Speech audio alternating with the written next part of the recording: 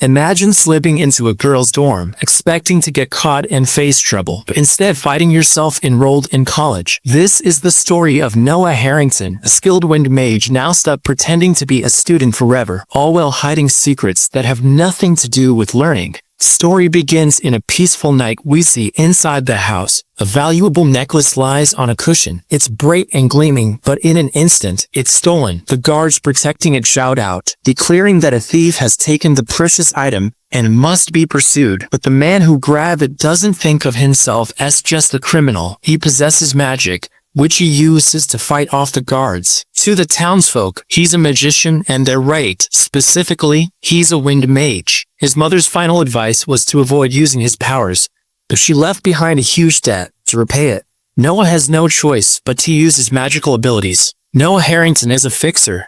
Noah is carrying a massive debt of 50,000 gold. After evading the guards, he enters a tavern, where a muscular, bald man resembling a bodybuilder greets him. Noah places the stolen necklace on the table, expecting a hefty payment. Instead, the bald man tosses a tiny pouch of coins to him. Noah is outraged, seeing as it's less than 50 gold despite all the trouble he went through. However, the bald man ignores him, noticing someone else stepping into the pub. It's an elderly woman. She takes the necklace in her trembling hands, her face lighting up with joy. It's all that remains of her daughter, who passed away. The woman offers a basket of breadsticks as thanks, apologizing that it's all she can afford. The bald man reassures her, saying the fixer will be happy to accept it, and encouraging her to return if she ever needs help. Noah listens to the conversation, growing increasingly annoyed.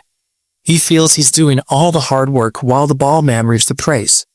But the bald man, his tone serious, warns Noah to stay hidden. If it's discovered he can control mana, he'll be forced to join the army. He advises Noah to clear his debt and avoid making the same mistakes as his father. Noah, however, is looking for a challenge worth his time. To his dismay, the bald man hands him a fluffy wolf plushie. Noah thinks it's ridiculous that this is his next job, but when the bald man mentions it's worth 10,000 gold, Noah grabs the plushie without hesitation. His confidence wavers, though, when the bald man reveals it needs to be delivered to a girls' dormitory at Renee Academy, a heavily guarded place no one can easily enter. Horrified, Noah protests, but the bald man ups the reward by another 10,000 gold. Tempted by the money, Noah snatches the plushie and agrees to the job. On his way out, he looks back and grins, declaring that he's got it covered. Standing on a hill overlooking the academy, Noah realizes this task is harder than he thought. The academy is full of elemental magicians, genius inventors, and powerful summoners. The thought sends shivers down his spine. But the promise of 20,000 gold pushes him forward, filling him with a mix of fear and determination. Even so, he decides to do it, because he only needs to give the teddy to a girl with black hair and red eyes, and then it will be done. He leaps onto the academy's wall, only to encounter a magical barrier. Thankfully, the force field is stretched thin to cover the whole campus, so it's not very strong. Using his wind magic, he blasts through it and sneaks inside. Room by room, Noah searches for the black-haired, red-eyed girl. But to his shock, there are two girls with black hair. Unsure what to do, Noah thinks about just leaving the plushie for them to figure out. But as a fixer, he knows he must finish the job properly. Carefully, he opens one girl's eyelids with shaking hands. Great, the red. Relieved, Noah starts to relax, but the girl suddenly wakes up and demands to know who the fishy is. Frozen in place, Noah doesn't respond. In a blink, the girl swings at him with incredible speed. He barely manages to dodge. She's stunned that he avoided her attack. Meanwhile, the other girl continues sleeping soundly. Trembling on the floor, Noah tries to explain himself, but the girl refuses to listen. After all, he broke into her room and touched her face. Well, obviously, Noah tries to explain that he's there on an errand, but this only makes the girl even angrier. She misunderstands him, assuming he's there for something inappropriate. Desperate to defend himself, Noah denies it. But before he can finish, the girl sends him flying into the hallway with an explosive spell. Barely avoiding injury, Noah bolts down the corridor as the girl chases after him, wielding a thick book. He yells, pleading for her to listen, but she's convinced he's a creep. Noah knew this job wouldn't be easy, but as he sprints, he quickly skids to a halt, turns back with a smirk, and unleashes a fast-moving wind attack toward her. As the gust races toward the girl, Noah suddenly realizes it might be too strong, but it's too late to stop it. The tornado slams into her, but instead of causing any harm, it doesn't leave even a mark. The girl, however, freezes, shocked to discover that Noah is a mage. She immediately figures out that he must have broken through the academy's barrier using magic. She confesses that initially she intended to capture him alive, but now her plans have changed. A wild grin spreads across her face, making Noah uneasy. She flips open her book and chants a spell, summoning a creature named Jirash. Noah stares in disbelief as a massive, wolf-like monster appears, his fierce eyes locked on him. That's when Noah realizes she's a summoner. The wolf snarls loudly, ready to attack. As the girl introduces herself as Elo, Noah isn't impressed by the timing of her introduction, but stepping closer, Elo explains that she's telling him her name so he knows who will end his life. With a wicked grin, she declares that tonight is the night he dies. Noah, shaking with fear, struggles to process the situation. The beast lunges at him, its jaws wide open. While Noah stands frozen, too terrified to react, he panics, realizing that he's up against a summoner with a bounty of 10,000 gold. Just as he's trapped in his thoughts, the wolf swipes its claws at him. Noah narrowly avoids the attack by leaping to the side, but his shoulder gets grazed. Ella quickly follows up with a fiery spell. Noah dives out of the way, landing face first on the floor. Both Elo and her beast seem surprised by his quick reactions, while Noah feels relieved to still be breathing. As he tries to gather himself, another attack narrowly misses. Noah scrambles to his feet and starts running again, the beast and Elo hot on his trail. He races through the academy, finally smashing through a window and propelling himself into the air. Elo doesn't give up, chasing him with unrelenting determination. While flying through the sky, Noah spots another barrier and dives into the building it's protecting. Shards of glass rain down on him, but he's more astonished that his student could be this relentless. Catching his breath inside the library, he's startled as an elf notices him. The elf looks stunned that someone breached the barrier and demands to know who Noah is. Panicking, Noah apologizes for the broken window, but the elf, wearing a stern expression, says he doesn't care about that. He insists on knowing Noah's identity. Frozen with fear, Noah doesn't answer. The elf disables the barrier at the entrance, allowing Ella to storm in. She quickly explains the situation to the elf, claiming Noah is a creep who snuck into her dorm. Noah yells back, arguing that she's lying. Growing tired of the chaos, the elf uses powerful magic to pin Noah to the ground. Trapped under the crushing weight of the spell, Noah trembles, unable to move. Elo, addressing the elf as headmaster, offers to handle Noah herself. However, the headmaster points out that as a student, she doesn't have the authority to punish him. Ella tries to argue, but the headmaster's sharp glare silences her. He firmly orders her to return to her dorm. Though reluctant, Elo complies and leaves. Clearly frustrated, once she's gone, the headmaster turns his focus back to Noah, beginning his interrogation by asking who he is. Noah tries to lie, claiming he's lost, but the headmaster doesn't buy it. He points out that no one stumbles into this part of the academy by accident. Suspicion growing, the headmaster listens as Noah rambles on, insisting that he's neither a danger nor the creep Elo claims him to be. And honestly, guys, that's not exactly how I'd look at someone who just spared my life. The headmaster inquires about Noah's past, but Noah doesn't respond and instead starts whistling. The headmaster, lifting a teapot, calmly states that he's interested in Noah's background or identity. What matters is that Noah trespassed on academy property, which is a serious crime. The headmaster explains that it's his duty to look into violations, but also to discover new talent. The fact that Noah managed to break through the academy's barrier catches his attention. The headmaster offers Noah two options: either enroll in the academy or live the rest of his days as a criminal. Noah pauses, feeling hopeless as he takes it all in. After a moment, he asks if that's truly what the headmaster wants. Noah begins to argue, questioning why the headmaster dismissed his students and is now interrogating an outsider like this. Noah suspects that the offer of enrollment is just a cover for something the headmaster needs from him. He goes on to reveal that he's well known outside the academy walls. To prove his point, Noah uses his wind magic to shatter the library's glass windows. Laughing, he announces that if word spreads about his infiltration, that will only boost his reputation. The headmaster, realizing Noah sharper than he first thought, asks what Noah wants in return. Noah calmly explains that the headmaster would need to formally request his enrollment, can cover all tuition and special expenses. According to Noah, this could be a costly endeavor, so he asks what the headmaster intends to do about it. The headmaster narrows his eyes at Noah, suspicious of his intentions. Meanwhile, Ella storms back to her dorm, mumbling about how close she came to catching the intruder. She's annoyed that he somehow ended up in the headmaster's office. Slamming the door behind her, she startles her roommate. Ella can't believe someone managed to break into the headmaster's office, especially with all the barriers and defenses. She begrudgingly admits the intruder is talented, but thinks it's wasted on someone so shameless. Still irritated, she walks to her bed, fuming about how the interruption ruined her night. What makes it worse is that tomorrow is the midterm exam and she needs to be in top form now. Thanks to the intruder, she feels unprepared. As she pulls up her blanket, she freezes, noticing something unexpected. On her bed lies her teddy toy, the one she thought she left at home. Confused, she stares at it, wondering how it got there. Elsewhere in the academy, a classroom buzzes with chatter as students exchange gossip. When Ilo enters, all heads turn toward her. The whispers grow louder as students comment on her arrival. Some of them call her arrogant, referring to her as the future heir of the infamous Seagrand family. Ilo remains unfazed by their remarks, having grown accustomed to them. She knows they label her a snob because they're envious. She enrolled at the academy as the top student in her class, and has consistently ranked as valedictorian. Adding to their jealousy is her family. One student speaks loudly, claiming that the Seagrands were the only family to defy the king and that they're always acting superior. Ilo hears every word but doesn't react.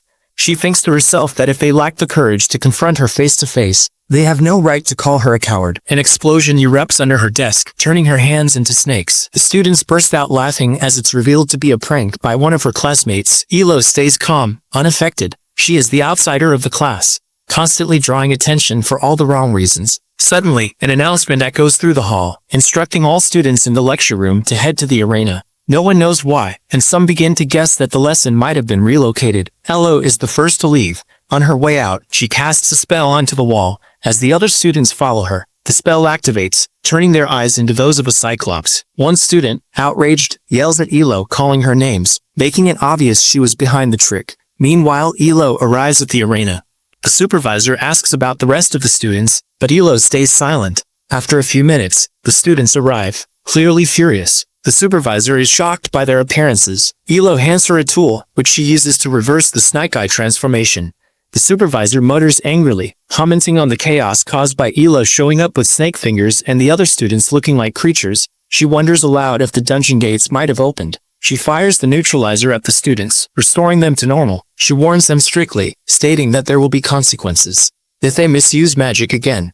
With that, the exam begins. Elsewhere in the academy, Noah strolls down the hallway in high spirits. He has been admitted to the academy and even awarded a scholarship, filling him with joy. Soon, he believes, people will know him as a fixer, and he'll finally have enough work to pay off his debts. He's thrilled at the thought of achieving freedom after graduation. Suddenly, Noah collides with someone. It's a small, adorable creature resembling the supervisor he met earlier. The creature quickly checks if he's all right, but before Noah can answer, it grabs his hand and pulls him along.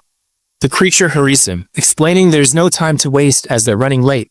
Noah, confused, has no idea what's happening. He looks at the tiny creature dragging him and wonders where they're going. The creature responds, mentioning that it's exam day, but Noah doesn't know what that means. When they reach the arena, an explosion rings out just as they peek inside. The creature relaxes, realizing they made it in time, but another blast soon follows, making Noah panic. He asks nervously if this is really an exam, as it looks more like a battle. The little guy pauses and then asks if Noah is new to the academy. It hasn't seen him before, and his presence feels odd, especially on the day of the exam. Noah explains that he just transferred in that day. The creature is surprised, as it's rare for new students to join in the middle of the semester, let alone on the first day of an exam. Curious about Noah's inexperience, the creature asks if he knows the rules of the test. When Noah admits he doesn't, the creature advises him to watch the other students carefully. It explains that each student will select a ball from a box, and the ball will transform into a knight. The balls come in 7 colors: red, orange, yellow, green, blue, indigo, and violet. The knight's difficulty level depends on the ball's color. As Little Guy explains, a student picks a blue ball. When it touches the ground, it detonates and a knight emerges from the blast. Noah's eyes widen as he spots Elo, the maniac he encountered the previous night, facing the knight in the arena. The creature mentions that Elo is a level 7, making it clear she's likely to pass. It also reveals that Elo is a valedictorian, leaving Noah stunned. Clenching his fists, Noah decides to see how skilled she really is. In the arena, Elo climbs onto her beast, conjuring fireballs in her hands as she charges toward the knight. Mid-charge, she hurls the fireballs at the knight. At first, it seems like they have no effect, but then the knight's armor begins to crack and shatter. Noah, watching in disbelief, feels a chill run through him. He realizes that if he had been caught last night, he might have met the same fate as the knight. Elo, noticing Noah in the crowd, is equally shocked to see the intruder from last night now wearing their uniform. Noah greets her jokingly, referring to her as psycho, but she is having none of it. She blazes with fury while screaming that he must be dying to end their fight from the night before. The supervisor, who was observing them both and disrupting the arena, steps in and scolds her for what she's doing in the middle of the exam. She turns toward Noah and asks if he's a new transfer. Anxious, Noah introduces himself. The supervisor reveals that he's next in line as there are no exceptions for the first day, so he better get ready for the test. She then calls out to the creature accompanying Noah, referring to it as Cootie, and says it's her turn next. Hearing this, Cootie prays under her breath for an easy ball.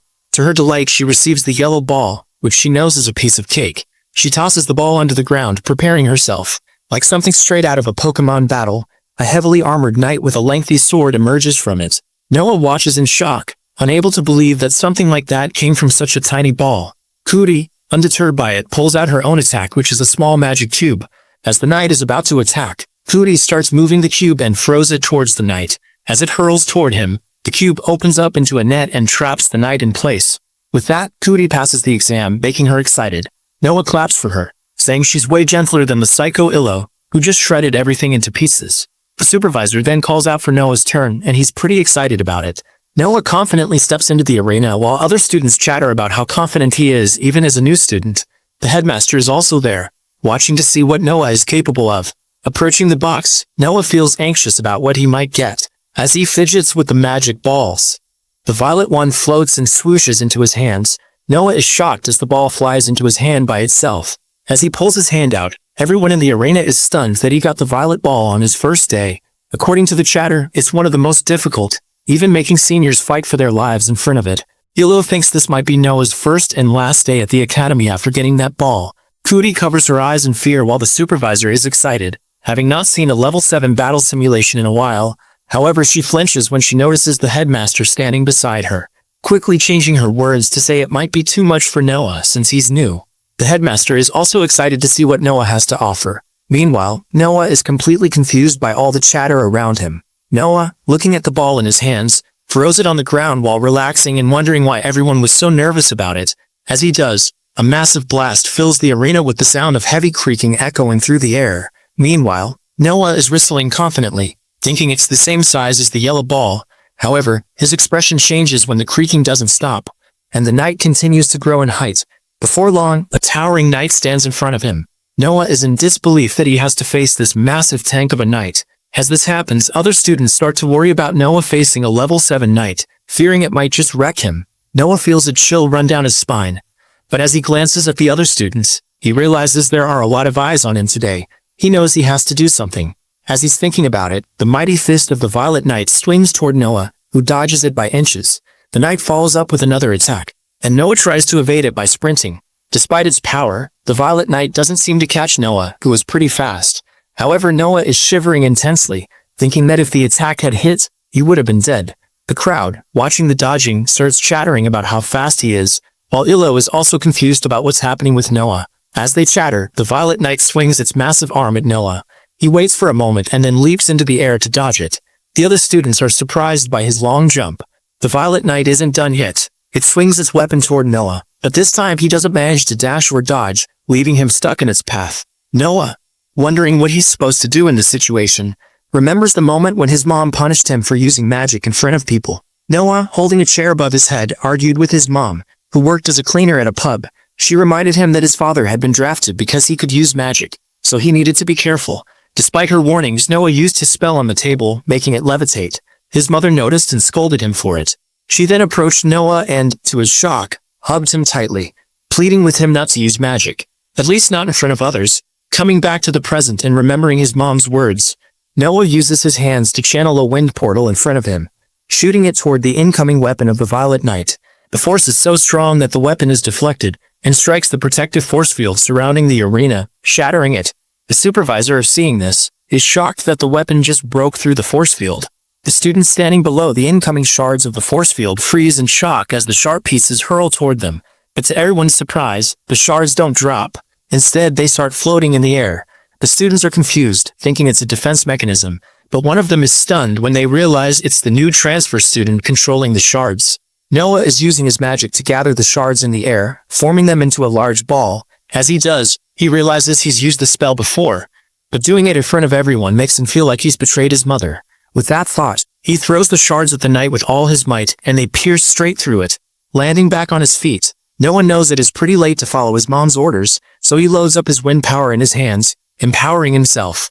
He's surrounded by a glowing aura of wind as the mighty knight stands before him. Seeing it up close, Noah realizes it isn't enough. Meanwhile, the knight's eye flashes as it locks onto Noah, preparing for a powerful attack. Its target system also detects other students, locking them as targets for the attack, and it loads up a harpoon in its forearms. Noah is terrified seeing the massive harpoon. Students also notice the knight aiming at them, wondering if it malfunctioned. As they process this, the knight suddenly fires a barrage of harpoons toward them. They barely manage to get out of the way in time. Noah is shocked and confused, questioning what the knight is doing. Ilo and Kuti, equally worried, scream at the supervisor to stop it before they all get killed. Noah, looking at the supervisor, yells that something seems seriously wrong and suggests shutting the knight down.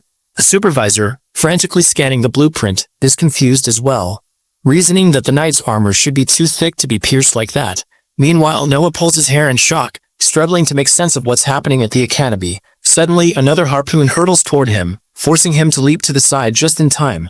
Seeing Noah struggling in front of the knight, the headmaster wonders if he has overestimated him. Noah stands in the arena, sweating, realizing his only option now is to take the knight down. However, he has no idea how to do it until a thought strikes him. He calls out to the psycho girl and asks her to lend him some of her powerful fire.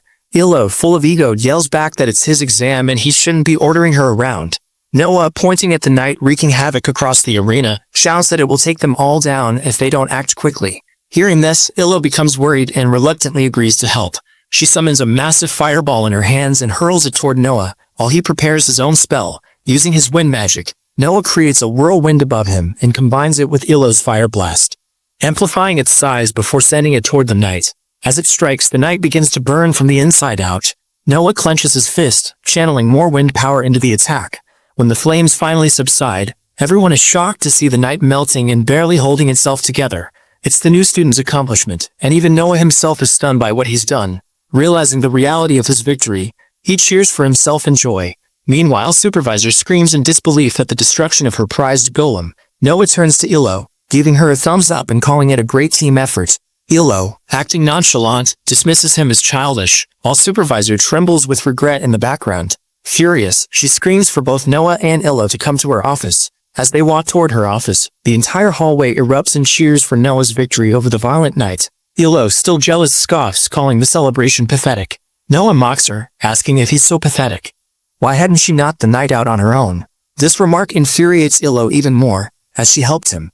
And all he has to say is that. The exchange quickly escalates into an annoying argument, with the two yapping back and forth. Eventually, they arrive at Supervisor's office, where she's waiting for them. Clearing her throat, she asks if they know why they've been summoned. Noah, puffing out his chest, proudly claims it's because Supervisor wants to praise him for his heroic deeds. Supervisor slams her hand on the table, denying his assumption. She declares she called them in because Noah asked for help during his exam, and Hilo assisted him despite it being against the rules. Slamming the table again, she yells that they both cheated, and as a result, they'll be placed at the bottom of the class. This news shocks them both as they clearly defeated the knight. Noah argues passionately, claiming it's unfair since he saved everyone. Ilo, fuming, asks about her assignment, to which Supervisor reveals her task is to teach Noah all the rudimentary magic he missed during the first semester. She adds that Noah will have to pass her test 1 week from that day. Ilo tries to protest, questioning why she should take on such a responsibility. The Supervisor silenced her by threatening to fail her. The threat immediately shuts Ilo down in frustration. Clenching her fist tightly, she seethes with anger, thinking she should have dealt with Noah when she had the chance. Taking a deep sigh as she realizes she has no other choice, Ilo agrees to help Noah. He also consents to take the exam, which brings relief to the Supervisor. Ilo asks how familiar Noah is with the academy, to which he reveals it's a place where one learns magic. She clarifies that the academy doesn't just focus on magic. It teaches elemental magic using water, fire, wind, light, and darkness, as well as summoning magic for those with exceptional talent like Ilo. Additionally, the academy trains magic engineers and technicians, such as Kuti. Noah realizes the academy is far more complex than he initially thought. The Supervisor reveals that the headmaster's decision to accept Noah in the middle of the semester is unprecedented, but they want to know where he came from and which family he belongs to. Noah reveals he's from Stiodan and is a commoner. Hearing this, the Supervisor grows suspicious, as it's unusual for a commoner to possess such a strong affinity for mana. Noah lightheartedly jokes about being drafted into the army because of his magical abilities. However, ignoring that, the Supervisor asks if Noah can use summoning magic. Confidently, He claims that even without a summoning spell, his wind magic is sufficient. Rubbing her chin thoughtfully, the supervisor assures him he'll pick things up as he progresses. She then orders Illo to show him the dorms, which makes Illo even more furious, leading her to refuse outright. The supervisor, unimpressed, threatens her for being uncooperative, forcing Illo to comply despite her desire to kill the soy boy. As Illo reluctantly accompanies Noah around the campus, she remains furious, blaming him for disrupting her flawless student life and leaving a metaphorical scratch on it. Noah, however, turns the blame back on her by calling her a psycho and reminding her that he ended up in the headmaster's office because she came after him that night in the dorms. Being called a psycho infuriates Illo even more, and in a fit of rage, she conjures a fireball in her hand, asking if he has a death wish. But as she continues ranting, she suddenly pauses, realizing something. Seeing her pause, Noah asks if she isn't coming with him. Changing her expression quickly, she lies, claiming the headmaster called her earlier, so he should find his own way, if he isn't so dim-witted. Feeling confident, Noah replies that it's easy enough for him to manage on his own. Hearing that, a grin spreads across her face as she explains that on his first night, when he went to the headmaster's room, he should instead go to the first door to the right of it. Noah gives her a suspicious glare, doubting her claim, and asks why a dorm room would be located there. Illo shrugs, warning him that if he ends up in the girls' dorm again, they'll definitely label him a pervert. Despite her words, Noah looks at her with a hint of suspicion. Still, he decides to follow her directions. He walks to the specified room, slams the door open, and loudly greets his supposed roommate. However, he pauses, realizing it isn't a dorm room but a professor's office. The professor, who appears busy, looks up at Noah and reprimands him for being so rude.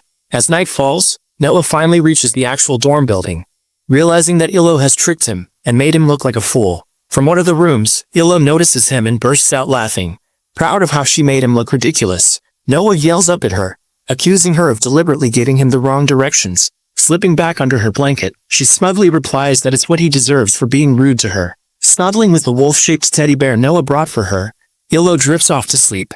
That night, she dreams of her past life, where her mother stands with her by a volcano, telling her a story about wizards who can control lava.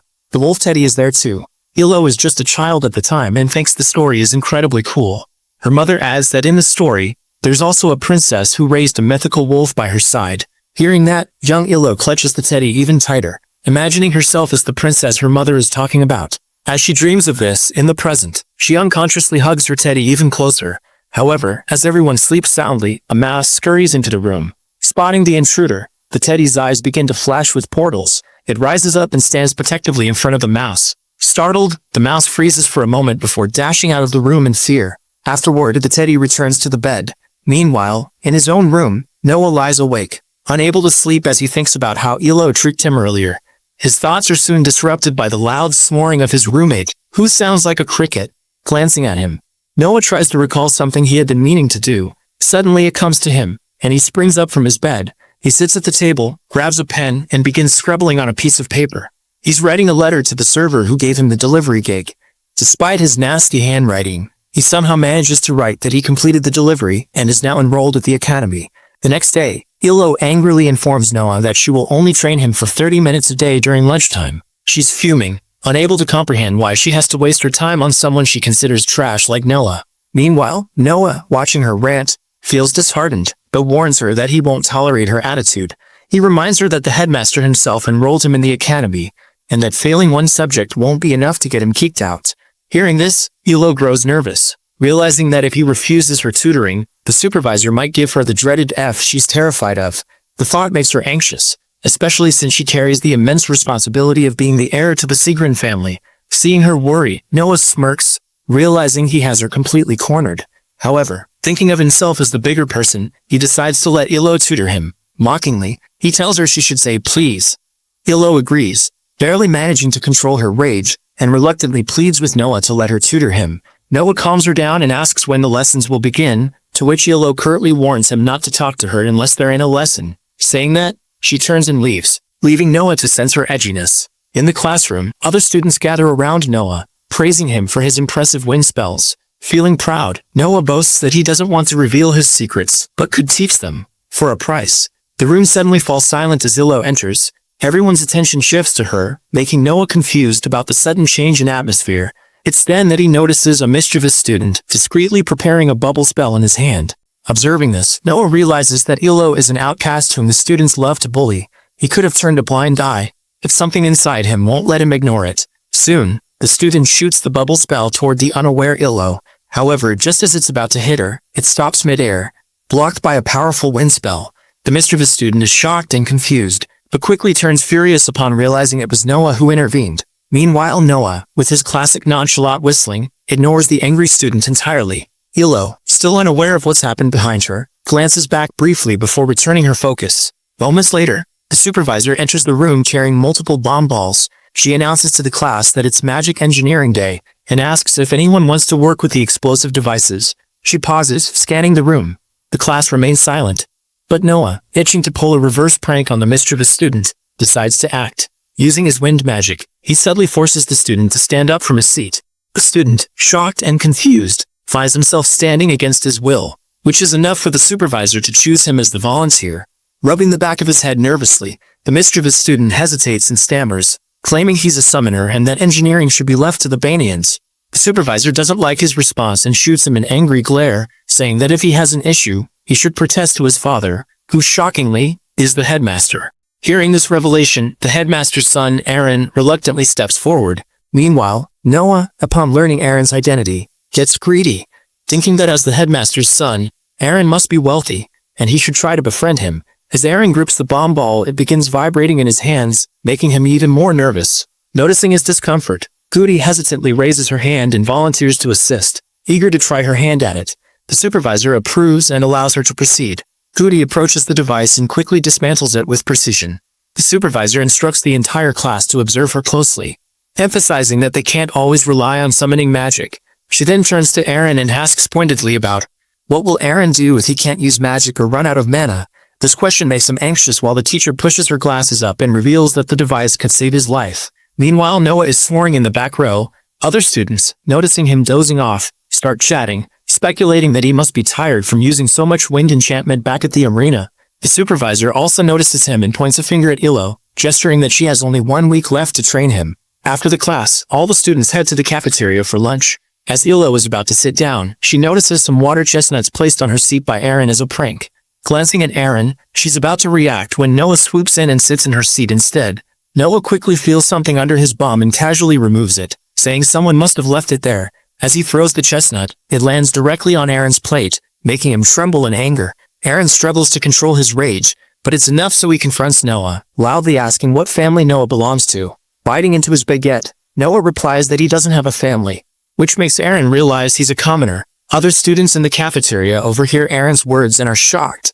Everyone begins murmuring in surprise, stunned that a commoner like Noah is studying at the academy. Aaron, sensing an opportunity to attack, asks how a commoner like Noah managed to enroll in the academy, implying there's no way he could afford the tuition fees. He jokes that everyone should keep an eye on their wallets because Noah might need some help paying for his fees. Hearing this, Noah smirks and starts bragging to Aaron, claiming that his skills and talent far outweighed others' family connections and wealth. Ilo, who is also listening, flinches as Aaron is wasting the entire lunch break, which she had planned to use for teaching Noah. Realizing this, she yells at Aaron to back off, surprising Noah. She warns Aaron to stop, threatening to report him to the headmaster for bullying a transfer student. Aaron, hearing this, shifts his focus to Ilo, mocking her for helping a commoner. He snares, suggesting she's doing it so that if she's stripped of her title, she'll at least have someone by her side.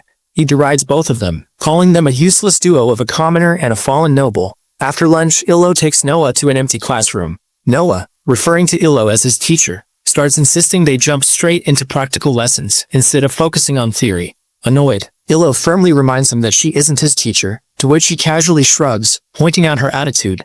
This is almost too much for Ilo to handle, but she manages to keep her composure, reminding herself it's just 1 week. She then places a book in front of Noah and asks him what he knows about mana. Hearing this, Noah channels wind energy into his hand and asks what Ilo is talking about. Ilo looks at him, confused, as he was clearly using mana yet didn't even realize it. This idiot thought his magic and mana were two completely different things. Frustrated, Ilo decides to teach him through an example. She grabs a piece of chalk and draws elements on the board, explaining that their world is composed of multiple elements. She adds that Noah uses wind magic because of the mana present in his body. However, as she continues her explanation, she notices Noah dozing off. This annoys Ilo, so she conjures a small fireball and smacks him awake with it. As Noah jolts upright, she yells at him, explaining that mana is like an energy source that allows the body to use magic. Ilo asks Noah what he does when he runs out of mana, to which he casually replies that he just runs away. Hearing this, Ilo is deeply disappointed. She points out that he's been relying solely on the mana within his body, and in her opinion, that's the reason he's been damaging himself. Returning to the topic of mana, she explains that there are two types of energy, one that a person is born with and another that exists around them, like the air. Raising a finger, she elaborates that if someone only uses the mana within their body, they will eventually deplete it. To demonstrate, she casts a spell that disrupts the air around her. Watching this, Noah remarks that it looks like magic, but Ilo angrily corrects him, saying it's mana. Then, conjuring a small fireball on her finger, she explains to him how to draw mana from the world around him. Rather than depleting the energy within his body, she urges him to gather the mana onto his finger, just as she did. Our idiot boy still doesn't understand, which only makes Ilo angrier, thinking he wasn't paying attention to her. Eventually, Noah agrees and tries using his finger, but is shocked to see something forming on it. He's never felt anything like that before and asks if it's another one of her tricks. Ilo grins and advises him to gently fling the wind he's feeling. When Noah snaps, a massive tornado erupts across the room, shattering all the glass windows. The sheer power of it shocks Noah as he can't believe he did it himself.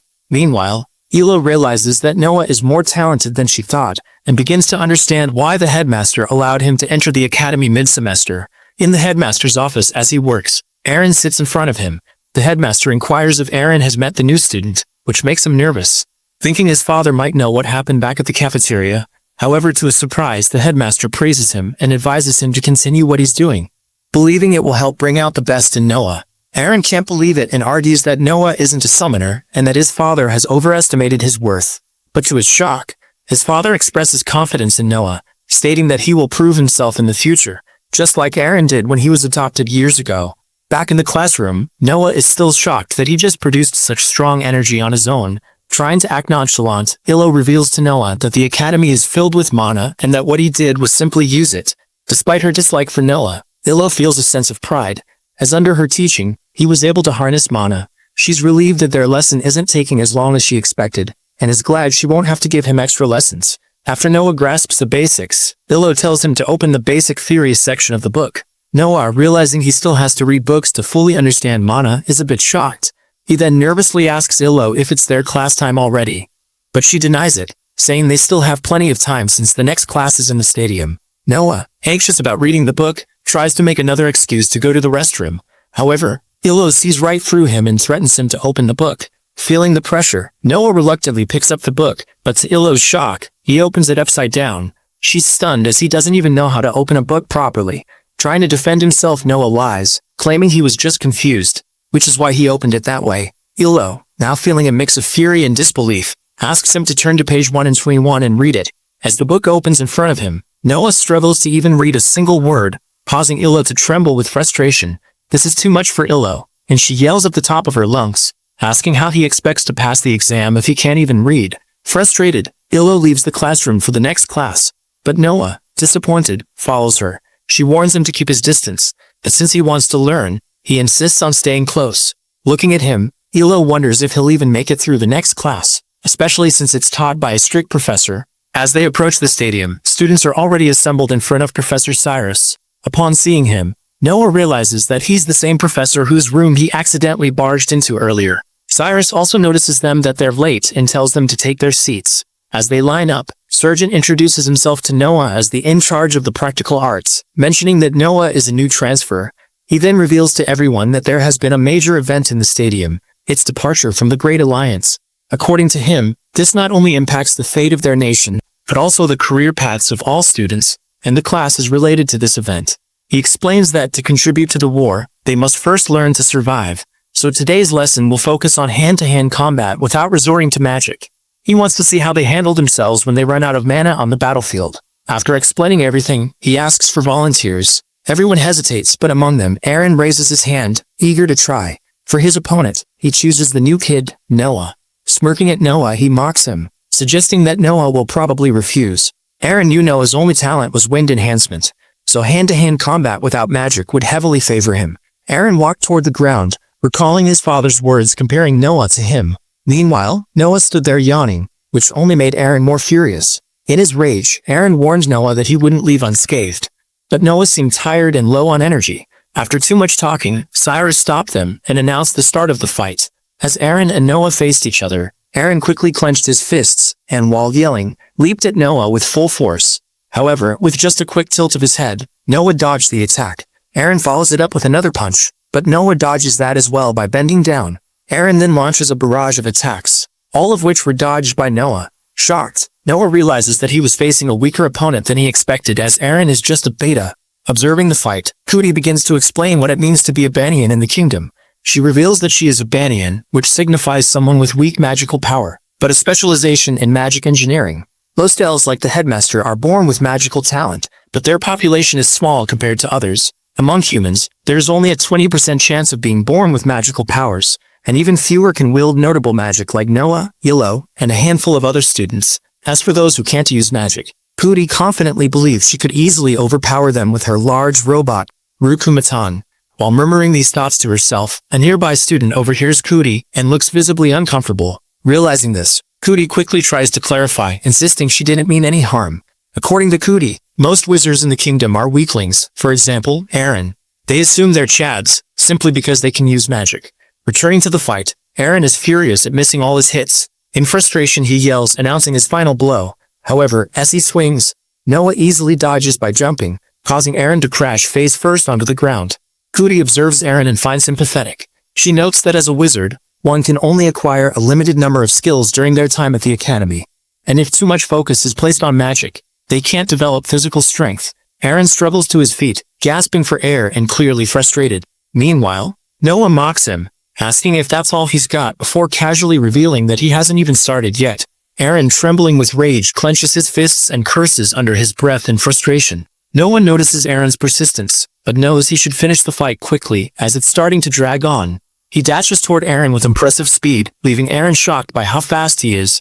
As Noah reaches him, he swiftly moves behind him, leaving him utterly confused about where Noah went. Meanwhile, Noah lightly taps Eren's knees, causing him to wobble and collapse to the ground. Striking an anime antagonist pose, Noah points at Eren's defeated state, and smugly declares that this is the gap between them. Yellow, watching from the sidelines, feels uneasy about Noah dragging the fight out, worrying that Eren might still have a trick up his sleeve. Eren didn't take the embarrassment well. Furious, he yells at his friend to toss him his summoning book, though hesitant at first. The friend gives in to Eren's demands and throws the book toward him. Catching it with ease, Eren's face twists into a sinister grin. With an almost maniacal expression, he opens the book and calls out to Kyle, declaring it was time to wipe Noah out. As the summoning completes, a powerful masked monster materializes out of thin air. Noah's confidence wavered as he took in the creature's ferocious appearance. Wasting no time, the monster unleashes a massive water blast cannon aimed straight at Noah. Acting on instinct, Noah dodges just in time, narrowly avoiding the powerful attack. The blast misses Noah but slams into the wall behind him, instantly melting it into a puddle of sludge. Noah charges up the swirling energy in his hand and reminds Eren that he's cheating since they aren't supposed to use magic. This enrages Eren even more, and he yells at the top of his lungs, declaring that on the battlefield, survival is all that matters. As Eren continues ranting, his summoned monster launches another water blast at Noah. This time, Noah counters with his own spell, stopping the attack mere inches from hitting him. Struggling to hold it back, Noah notices Eren's grin growing even more sinister. Meanwhile, Professor Cyrus stands silently, observing the clash with a sense of pride, as the headmaster's son, Eren, is clearly pushing the limits of the new transfer student. As the two spells collide, the water blast begins to evaporate, enveloping the entire stadium in a thick cloud of smoke. Noah admits he initially wanted to befriend Eren since he's the headmaster's son, but now he has no choice but to fight him. With determination in his eyes, Noah unleashes a powerful swirling wind attack at Eren's summon. The summon retaliates with its water cannon, and as the two forces collide, a massive explosion erupts in the arena. All the students, including Illo, are hit by the shockwave and wait anxiously for the outcome. As the smoke clears, Eren and his summon stand unharmed, while Noah appears battered, leaning against a wall he seems to have crashed into with great force. In the evening, as the class ends, all the students head back to their dorm rooms while chatting excitedly about the magic duel that just took place. Meanwhile, Illo stands in front of the downed Noah. Kuti also rushes toward him in concern. However, as Kuti is about to reach him, Illo shoots her an enraged stare, which is enough to make her turn and run back. Noah, exhausted, looks at Illo's serious expression and asks about her anger. Illo, visibly upset, responds that she's angry because Noah dragged the fight on longer than necessary, causing all the chaos. She's also angry with him for allowing Eren to get his hands on the book, something Noah should have prevented to defeat him fairly. Another mistake, according to Illo, is that Noah goes head-to-head against the summon, which even great wizards find difficult to handle. Hearing her rant, Noah realizes her anger stems from that. Seeing him remain nonchalant only frustrates Illo further, making her yell at him for losing a battle he should have won. She's furious that he hasn't collected mana like she taught him before. Despite being yelled at, Noah reveals that he doesn't care. According to him, it isn't like he's being paid to win or anything there. Enraged, Illo asks if he has no pride since money isn't everything. However, in Noah's eyes, if he holds on to pride, he wouldn't have survived this long. Hearing his response, Illo shouts even louder, exclaiming that if he only cares about money, he should become a merchant or something like that. Saying that, Illo storms off, revealing that she won't be taking any more classes with Noah, as it's just a waste of time. Noah, acting indifferent, knows that the students there don't understand what's really going on. As night falls, Illo arrives in her dorm room, still angry about what happened in the stadium. She's furious with herself for expecting anything from Noah. In her rage, she sits on her bed, only to be shocked when she notices her wolf teddy is missing. She starts searching for it, checking under her pillow and in the drawer, but it's nowhere to be found. Confused, she wonders where it went, but then suddenly realizes Noah must have taken it. She suspects him, thinking he had been in her room before, which made it easy for him to steal it. However, she's puzzled about his reasons for doing so. As she recalls her behavior with Noah in the past few days, she realizes he might have had a reason for taking the doll. Sitting back on her bed, she screams in worry on the inside about the missing wolf teddy. Meanwhile, Eren and his companions head toward their dorms, with his fellows praising him for his victory over Noah. However, despite the win, Eren doesn't seem particularly excited. He tells his companions to leave him, as he wants to go ahead alone. As he walks down the hallway, he feels pain in his arm from the fight with Noah. The impact's still hurting. As he continues, he finds Professor Cyrus waiting for him. Seeing him like this, Eren is a bit confused and asks about it.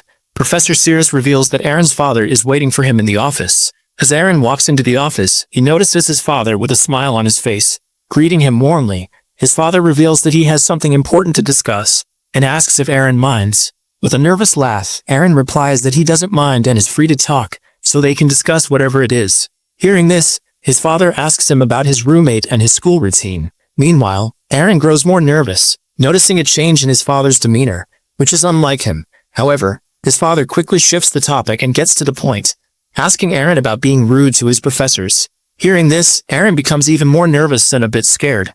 He kneels on the ground, apologizing as his father steps closer with a smile. His father reveals that he will be gone for important business, and tells Eren that if he completes his work while he's away, he'll reward him handsomely. His tone then shifts to serious as he warns that if Eren fails, he will have no choice but to punish him. The next day in class, the supervisor is overjoyed by the efforts of Noah and Illo, praising him for sacrificing his free time to practice rudimentary magic. She looks forward to seeing how they perform in the upcoming test. Noah thanks her for recognizing his efforts, shedding tears of pride, while Illo stands beside him, still suspicious of him. Since losing her teddy wolf, Illo has searched everywhere and interrogated everyone, but she hasn't been able to find it. She still suspects Noah of being the culprit, but knows he isn't foolish enough to sneak into the girls' dorm again. As she ponders this, Noah channels his mana, creating an energy ball and sending it into the air, illuminating the entire room. Watching him, Illo is lost in thought, determined to find her teddy at any cost. Unwillingly, she realizes she'll have to ask Noah for help. She doesn't like the idea, but knows that if she pays him well, she might be able to convince him to assist her. Meanwhile, the supervisor, observing Noah create the energy ball using mana, is impressed by his progress and acknowledges his hard work. Noah dances with excitement, bragging about being a genius. Happy with his efforts, the supervisor grants him a day off for his dedication before leaving to attend to some urgent matters. As she departs, Illo hesitantly calls out to Noah and asks if he still works as a fixer. She reveals that the teddy he brought her has gone missing and asks if he could help her find it, promising to pay him well. Noah is surprised by the request, but casually shrugs it off and refuses. Illo is enraged by his unexpected refusal, especially after offering to pay him. Noah, flipping his attitude, smugly brags about having his own pride to consider, and remarks that, now that he's passed the test, they won't have to see each other again. Noah's response leaves Illo utterly shocked, but to make matters worse, he casually says his goodbye and walks away, leaving a furious Illo stewing over what to do next. Meanwhile, in the kingdom of Theodan, the throne room buzzes with activity as various royals and dignitaries gather. The room hums with chatter as the nobles await the arrival of His Majesty. Soon the grand doors creak open, but instead of the king, a heavily armored knight walks in. The knight calls out for Lord Chamberlain and engages in a private conversation. The nobles present watch with curiosity and growing concern, unable to discern what is being discussed. As the knight finishes speaking, Lord Chamberlain's expression shifts to one of deep worry, fueling the unease in the room. Wiping the sweat from his brow, Lord Chamberlain addresses the attendees, apologizing for keeping them waiting. He then informs them that the meeting is cancelled. Lowering his gaze, he solemnly declares, under the king's authority, the independence of Shounen from the Great Alliance. The room erupts in disbelief, gasps echoing as the gravity of the announcement sinks in. Meanwhile, the headmaster watches the scene unfold with a mysterious grin on his face. One royal, unable to contain his outrage, shouts, demanding to know why His Majesty is not present. Glancing at the knight, Lord Chamberlain replies that the king is in poor health and unable to attend. The royal, still unconvinced, turns to Marte, urging him to say something. Clenching his fists and closing his eyes briefly, Marty declares that they have been deceived. As tension thickens in the air, the headmaster quietly tries to leave the room. However, just as he is about to exit, Marty stops him. Suspicious of the headmaster, Marty accuses him of being aware of this plot all along. The headmaster, with a nonchalant demeanor, dismisses any accusations of his involvement. In response, he offers a cryptic prayer for Marte's family, which, instead of bringing relief, only heightens Marte's concern. As the headmaster departs, accompanied by Professor Cyrus, he remarks that now that Shounen has secured the assets of the fallen nation, it would be foolish to remain in the Great Alliance. The headmaster, turning slightly toward him, asks what he believes will happen if they sever ties. Cyrus reveals that military tensions will undoubtedly escalate, leading to the cessation of funding from the alliance, which is an outcome they could exploit for profit. The headmaster, a sly smile spreading across his face, responds that they will not only profit, but also plunge the region into war. With a glint of ambition in his eyes, he adds that they are about to make history in these war times. Saying that, the headmaster chuckles, and his laughter soon erupts into a loud, maniacal roar. It seems everything has fallen perfectly into place for him, and he clearly has a plan in motion. Meanwhile, in the boys' dormitory at the academy, Noah receives a letter. Curious, he picks it up and examines it. However, upon opening it, he finds the page completely blank, which surprises him. Suspicious, he channels mana energy through his hand, revealing a hidden message within the letter. What he reads leaves him in disbelief. It instructs him to spy on Illo. The next day in class, Noah is really tired after spending the entire night wondering about the letter he received. He has no idea who could have made such a request, offering 10,000 gold in advance and 30,000 upon completion. With that much gold, Noah could easily pay off his debt and start fresh. But he finds the situation a bit sketchy. Besides, Noah has already been rude to Illo, so he can't even talk to her. And to spy, he needs to find a way to get close to her. As he slumps on the table, lost in thought, Cootie notices him and is weirded out by his behavior. After completing the lecture, the supervisor informs all the students about an upcoming positions tournament, which requires a powerful team composition. She instructs everyone to hand in their applications by the end of the day, after forming teams. The whole class starts chattering, trying to find their teammates. Cootie is excited to form a team with Noah. He agrees to team up with her, but then notices Illo, who is sitting alone with no one around her. He starts considering making her a teammate. Other students have also heard the news of the fall of the Seagram family, and are gossiping about it, joking that she might have to quit school because of it. Noah, overhearing this, gets a bit worried for her. Realizing she is suffering because of her noble background, the students keep poking fun at her, pointing out that she is pretending to ignore them even after hearing their mocking. However, Noah calls them out. He tells them that they are all friends and shouldn't bully or mock Illo like that. He, trying to scare them, tells them that if they keep doing that, they will get bad karma. Hearing all this, Illo gets up and steps out of the class while the students continue speculating and chattering behind her. Noah runs ahead of her and clarifies that he was just trying to help. But with an angry expression, she stops and looks at him, reminding him that it's her own problem. Hearing that, Noah freezes while Illo continues, calling him a stalker, saying he promised not to see her again, yet here he is following her. Noah flinches, hiding his intent, and denies following her. However, Illo is on to him, and with a deadly stare, she demands that he be honest with her. This makes Noah even more worried, thinking she might know about the letter he received. However, to his shock, she yells at him, accusing Noah of stealing her teddy wolf. Taking a sigh of relief that she doesn't know about the letter, Noah denies taking her teddy. However, this starts a quarrel between them, with both of them shouting at each other, until Cootie arrives and informs them that they are teammates now. Both, sweating and gasping for air, are confused about what she's talking about, to which Cootie shows them the application form where her, Noah's and Illo's names are written as one team. Cootie filled out the form herself, as Noah and Illo had no one else to team up with, and they could all work together. As Cootie keeps talking about how they are a good team, both of them, eager to stop her, claim that they understand. This excites Cootie, so she simplifies her chatter, explaining that they are a perfect team because they have a summoner, an elementalist, and a magic engineer. Hearing about it, Noah also realizes that he might get the chance to get close to Illo to spy on her. He is still on the fence about accepting that request, but he is sure it will work. Wondering about it, Noah excitedly agrees while Illo is shocked, looking at him. Illo too doesn't have any issues with the team, but then she screams, choking Noah, as she doesn't want to team with him before getting her teddy back. Noah, with struggling words, tries to tell her his innocence, but she doesn't believe him. Meanwhile, somewhere on the streets, the teddy wolf is on its own. It is standing below the girls' dorm building when suddenly someone from behind grabs it by its head and lifts it up. Picking it up, the guy wonders about the owner of the teddy. Meanwhile, in the academy building, Noah and his team are having a meeting, where Cootie is leading them. They are a team, but according to Cootie, they still need a tank, and for that, they need to recruit someone for the role. Cootie, with a suggestion, also has an idea for it. She refers to a person who is a Galagon, speculating that he might not have found his team yet. Hearing about the person being a Galagon, both Noah and Illo are shocked. Cootie, with a determined expression, reveals that her plan is to recruit all the outcasts who don't have teams, so they can form a perfect fit together. This outcast thing frustrates Illo even more, but all she can do is hold in her frustration and listen. Cootie continues, saying that the person is Noah's roommate and will be a perfect tank for their team. Noah realizes she is talking about his roommate but is worried that he might make Cootie uneasy. Cootie denies it, saying it's been 4 years since the Galagon War ended. Even the headmaster who fought in the Galagon War and was killed early by one of them, accepted Mumu, who was a Galagon, into his academy. The war left scars, but according to Cootie, talent is talent, and nobody can ignore that.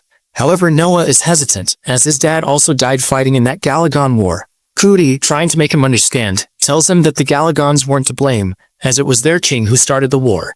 Illo also is in favor of taking Mumu into their team, as it's just a group assignment. Despite both of them agreeing, Noah still feels a bit uncomfortable teaming up with a Galagon. Meanwhile, all of this is happening. Illo still hasn't gotten her teddy back. How did that happen? Well, as she was sleeping with it, the teddy suddenly awakens, noticing movements in the room. It was an enchanted teddy, designed to protect her. That day, the teddy was at its best, keeping an eye on a mosquito buzzing around the room. To protect Illo from it, the teddy leaps towards the mosquito, but accidentally falls out at the 3-story dorm room window and lands on the street. Meanwhile, Illo sleeps peacefully. Despite falling out, the teddy decides to climb back up. However, its attempts fail time after time. As it lies on the ground, disheartened, a person appears, picks it up, and what happens next remains unknown. Back at the meeting, Noah is still grumbling at the thought of including Mumu in their team. As he is a Galagon, Cootie is also in favor of including Mumu in their team, as he is incredibly strong in hand-to-hand combat, despite being weak in magic. According to Illo, he is perfect for them since they lack physical power among the three of them. Cootie, hearing her insight, is quite impressed by Illo. While discussing, they reach Mumu's hideout, and walking in, it's filled with branches and flowers. It's like a whole garden. Seeing that, Noah is shocked, not even remembering what word to use to describe the vibes of that place. Illo fills that blank by saying it's beautiful, something Noah struggles to say. Hearing her, Noah denies it, revealing that he was thinking of something much better than that. Meanwhile, Illo, noticing the roses around, realizes that it's quite an extravagant hobby, and the upkeep must be a hassle for Mumu. Hearing her, Noah wonders if all of this is quite expensive, but Cootie reveals that it's about the effort it takes. Illo, walking around remembering that she also had a garden like this at home, but then becomes a bit sad, thinking about it being abandoned since no one is there to take care of it after her mom died. As they're looking around, Noah and Illo are left with their jaws wide open as they notice her teddy in the garden. Illo, rushing toward it, can't believe how it got there. However, then someone steps out of the shadows. This figure wears a farmer's hat and is towering over them, questioning who they are and what they want. Illo, enraged, screams at him, convinced that he's the one who stole the teddy. However, the guy seems oblivious. Cootie yells that they shouldn't scream at the guy since they're here to recruit him. But Illo, with her manic grin, is now thinking about teaching him a lesson. Even the guy who is Mumu, the one they wanted to recruit, is pretty worried about Illo's behavior, as she screams at the top of her lungs to get her doll back. She then threatens him to cooperate or she'll have no choice but to burn the whole place down. Hearing that, Mumu tries to stop her, but as she's furious, she whips out her book and calls her summon, Gurosh. While she's doing that, Mumu, with his muscular build, grabs her whole body, making the summoning book drop from her hands onto the ground. She's even more furious now as he lays his hands on her, but is shocked by how quickly he grabbed her. Mumu, realizing he went too far, steps back, telling her that she can't just burn his stuff. Meanwhile, all of this is happening while Noah stands in the background, watching it all. Illo notices him and yells at him to help her get her teddy back, promising that she will apologize to him for blaming him. Realizing she will apologize, Noah agrees. But he knows it won't change anything since Galagons, once they set their eyes on something, never let go. They're pretty greedy. Thinking about that, Noah changes his mind and turns back, saying that she'll have to give up her doll, and that it was a pretty bad idea to try to recruit a Galagon. This comment doesn't sit well with Mumu, who slams his hand on the table, asking what Noah means by that. Noah feels a bit worried as Mumu asks him why they are treating him like that. This enrages Mumu even more, and he leaps toward Noah, throwing a heavy punch.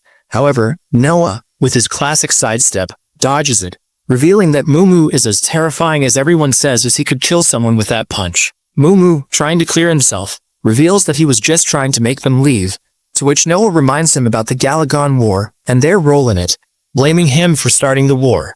This freezes Mumu, while Illo, a bit confused, wonders why Noah brings up the war like that. Mumu, clenching his fists, argues with Noah to let it go, saying it was already 4 years ago. However, although the war may be over for Mumu, it is not over in Noah's mind. He never forgave Galagons, saying that. Noah leaps toward Mumu with his loaded fist. However, Mumu absorbs the blow with his block. Everyone there is shocked, as even though Noah used all his strength to net magic attack, Mumu still doesn't seem affected at all, despite getting blocked.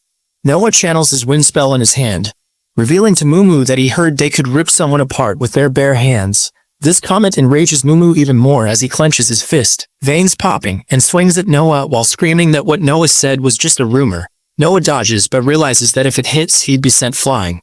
Mumu follows that up by grabbing Noah's hand and with full force, throws him toward the ceiling. The force is so much that Noah knows he's gone too far. He crashes into the ceiling and then falls back to the ground. Despite the heavy blow, he gets up and charges toward Mumu, saying he won't hold back anymore. With that, he channels his wind energy into his hand, gathers it, and throws it at Mumu. The blast blinds Mumu, giving Noah the window to leap into the air and attack. Illo, watching Noah go all in, finds it pretty childish. However, she notices that the teddy is left on the bench, as Mumu is distracted fighting. Just as she's about to pick it up, Noah crashes into the nearby wall. Our boy looks at Illo in his beaten state, and she feels a bit bad, realizing it's her fault they're fighting. Noticing Mumu charging toward Noah, Illo realizes she should help him. Despite finding Noah annoying, she steps in, yelling at both of them to stop. She turns toward Noah and asks him why he's so aggressive toward Mumu. Cootie is also sobbing because they came there just to recruit. Hearing Cootie go on about recruiting Mumu for the tournament, Noah agrees to stop. Mumu also hears her talking about the tournament and asks about it. Cootie, apologizing, reveals their purpose for the visit. Thinking he won't accept, Cootie offers to help him clear the mess they made, but to their surprise, Mumu agrees. Everyone is shocked as he reveals that he wants to represent his village, which is why he enrolled in the academy in the first place. His race was blamed for the war, so they were outcasts until one day the headmaster took him in. However, his village paid a great price for it. This is the reason Mumu agreed, so that he can live up to his village's expectations. A bit embarrassed, Mumu reveals that he has no friends in the academy, as everyone is afraid of him. This is the first time anyone has asked him to join a team. Hearing this, both Illo and Cootie feel proud of themselves, while Noah stands back, not happy about it. Noticing him, Cootie asks him to cheer up, to which he asks about the teddy he was wrongly accused of stealing. Mumu picks it up and returns the teddy, revealing that he found it by the dorms. Illo accepts it, saying it's fine since she got it back. Cootie, scribbling on the application form, is really excited that everyone is fine with the team she made. Now they are all a team. Mumu is also pretty excited, while Illo is just fine, and Noah, despite not being happy, agrees. Writing all the names, Cootie runs back to the supervisor's office to hand in the application form. Meanwhile, Noah, standing there, reveals to Illo that his father died in the Galagon War. She is shocked, to which Noah, with a sad expression, adds that this is why his mom told him to hide his abilities. This was all on his mind, and he let it out to Illo, who remains silent as she hears it. Suddenly, Noah realizes he has said a bit too much about himself, so he leaves, with Illo following him.